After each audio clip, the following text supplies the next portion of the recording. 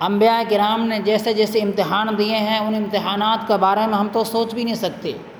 ہم سے تو کوئی تھوڑی بہت آزمائش کا کام اگر لے لیا جائے تو ہم اسی میں گھبرا جاتے ہیں کہ یہ کیا ہو رہا ہے۔ اگر کچھ دن تک بخار اگر ہمارا دور نہ ہو تو اسی سے ہم گھبرا جاتے ہیں کہ یہ بخار کیوں نہیں دور ہو رہا ہے، فلاں پریشانی ہماری کیوں دور نہیں ہو رہی ہے۔ بہرحال میرے بھائیوں، کہنے کا واقعہ یہ ہے کہ ابراہیم علیہ السلام اور اسماعیل علیہ السلام کی یاد میں ہی ہم قربانی کرتے ہیں۔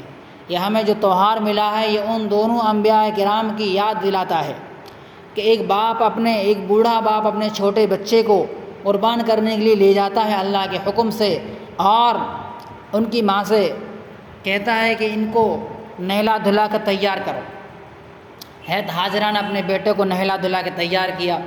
ابراہیم علیہ السلام نے اسماعیل سے کہا کہ بیٹے ایک چھری لے لے، ایک رسی لے لے۔ اب چھری اور رسی لے کے چھوٹا معصوم بچہ آیا ہے، ابراہیم علیہ السلام اسے لے کے جا رہے ہیں۔ راستے میں شیطان بھی بہکاوا کر رہا ہے۔ شیطان سب سے پہلے حضرت ہاجرہ کے پاس آیا، اس سے کہا تجھے پتہ بھی ہے کہ تیرے چھوٹے سے بچے کو وہ کہاں لے کر گئے ہیں؟ کہ مہمانی میں لے کر گئے ہیں۔ کہ مہمانی میں نہیں، اس کو قربان کرنے کے لیے لے کر گئے ہیں، اور قربان کرنے کے لیے اللہ نے کہا ہے۔ تو حضرت ہاجرہ نے کہا کہ جب اللہ کا حکم ہے تو اس کو حکم کے مطابق ہم قربان ہونے کے لیے تیار ہیں، چاہے ابراہیم ہمارے بیٹے کو قربان کرے، چاہے وہ یہاں آ کر ہمیں قربان کرے، اللہ کا حکم ہے تو چلو بھاگو، تم شیطان ملعون ہو۔ شیطان یہاں سے بھاگا تو اسماعیل علیہ السلام کے دل میں وسوسہ ڈالا کہ تجھے یہ کہاں لے جا رہے ہیں چھوٹے بچے، تمہارے باپ تمہیں ذبح کریں گے، اور یہ اللہ کا حکم ہے۔ اسماعیل علیہ السلام نے بھی ان کو دور بھگایا، اور اس ملعون کو اسماعیل علیہ السلام سے بھی کوئی امید اور کوئی آس نہ ملی، تو انہوں نے پھر حضرت ابراہیم علیہ السلام کو بہکایا کہ سوچو تو صحیح، آج تک ایسا کوئی ہوا ہے کہ خواب کی بنا پر بیٹے کو ذبح کر رہے ہو؟ یہ شیطانی خواب تمہیں نظر آیا ہے، اس کو تھوکو، ایک طرف پھینکو، خواب کی تعمیل مت کرو۔ کوئی باپ کوئی بیٹے کو ذبح کرتا ہے؟ ابراہیم علیہ السلام نے بھی اس کو وہاں سے بھگا دیا، یہاں تک کہ پھر وہ سامنے آ کر کھڑا ہو گیا۔ اور یہ جو حاجی جاتے ہیں وہاں شیطان کو کنکریاں مارتے ہیں، یہ تینوں جگہ وہی ہیں جہاں شیطان کھڑا ہوا تھا، اور شیطان نے ابراہیم علیہ السلام کا راستہ روک لیا کہ اب تم یہاں سے آگے نہیں جا سکتے۔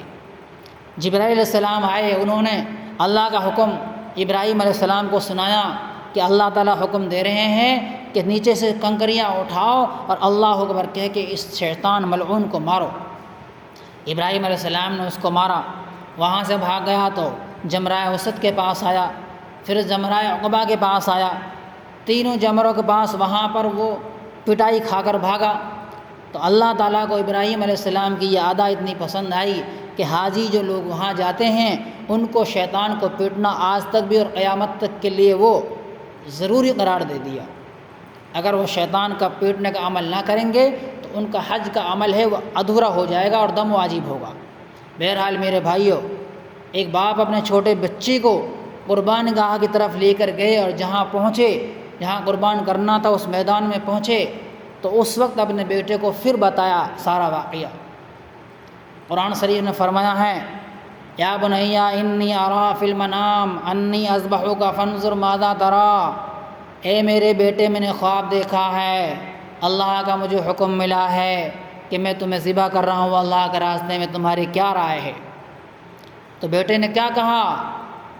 یا ابت افعل ما تؤمر، اے میرے ابو جان، اے میرے مشفق و مہربان والد صاحب، آپ مجھے قربان کر دیجئے، جو اللہ کا حکم ہے اسے آپ پورا کر دیجئے، ستجدنی انشاءاللہ من الصابرین، انشاءاللہ آپ مجھے صابر و شاکر پائیں گے۔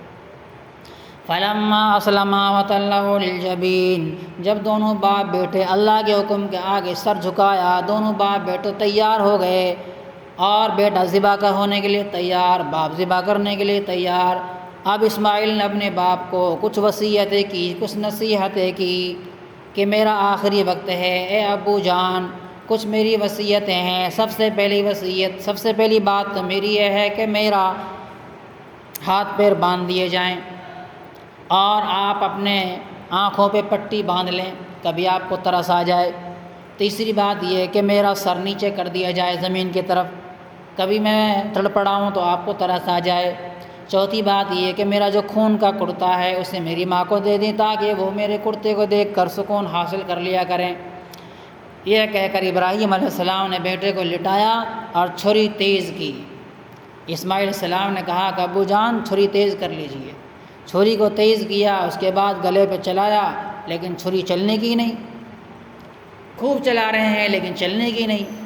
اسماعیل علیہ السلام بچہ کہہ رہا ہے کہ ابو جان کبھی ایسا نہ ہو اللہ تعالیٰ ہمارا جو ہے امتحان اس طرح لینا چاہ رہے ہوں، آپ نے میرے ہاتھ پیر جو باندھ رکھے ہیں ان کو کھول دیجئے، کبھی ان ہاتھ پیروں کو باندھنے کی وجہ سے یہ چھری نہ چل رہی ہو۔ اس کے بعد میں ہاتھ پیر کھولے، پھر اس چھری کو چلایا، پھر بھی چلنے کی نہیں۔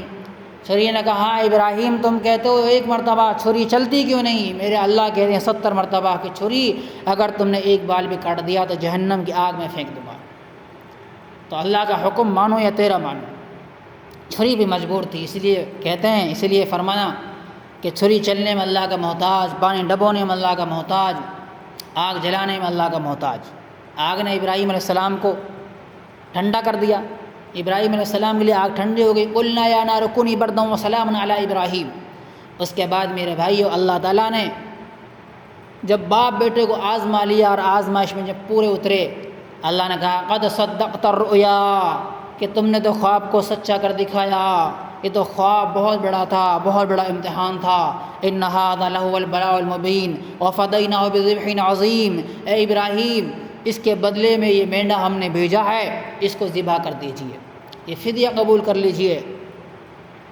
اللہ تعالیٰ نے جنت سے مینڈا بھیجا، اور ابراہیم علیہ السلام اور اسماعیل علیہ السلام کی جو قربانیاں تھیں ان کو ایسا قبول کیا، ایسا قبول کیا کہ قیامت تک کے لیے جتنے بھی مسلمان ہیں سب کے لیے قربانی کرنا ضروری ہو گیا کہ اللہ نے اگر وسعت دی ہے، مال دیا ہے، فراوانی دی ہے تو آپ کو قربانی کرنا ضروری ہے۔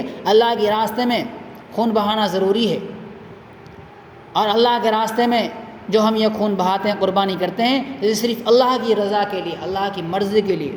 لن ینال اللہ لحومها ولا دماؤها ولکن ینالہ التقوی منکم۔ اللہ کے یہاں نہ ہمارا خون پہنچتا ہے، نہ گوشت پہنچتا ہے، اللہ کے یہاں تو ہماری قربانیوں کا تقوی پہنچتا ہے کہ ہم اللہ سے ڈر کے کر رہے ہیں یا لوگوں کو دکھلا کے لیے کر رہے ہیں۔ 50,000 روپے کا بکرا آپ دکھا رہے ہیں، پوری گلی میں گھما رہے ہیں، دیکھو جی، تو یہ اخلاص نہیں ہے۔ دکھانا ہے صرف اللہ کو دکھا کے پھر قربانی کرو، انشاءاللہ وہ قربانی آپ کی قبول ہوگی، اب اللہ اس کے بدلے میں جو صلہ دیں گے آپ کی زندگی بھر تک کے مسائل حاصل ہو جائیں گے، زندگی بھر تک کے مسائل اللہ تعالیٰ پورا کر دیں گے۔ اللہ تعالیٰ عمل کی توفیق عطا فرمائے۔